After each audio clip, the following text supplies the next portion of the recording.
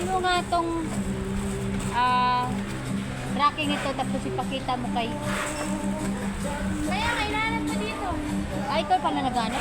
Akin na yan. Anong Hindi mo nga makita kasi natabunan. Daw? Kaya mo dito eh. Hanapin doon sa system.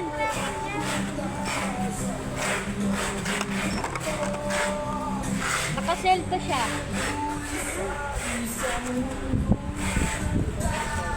Ba't ano bang binalik?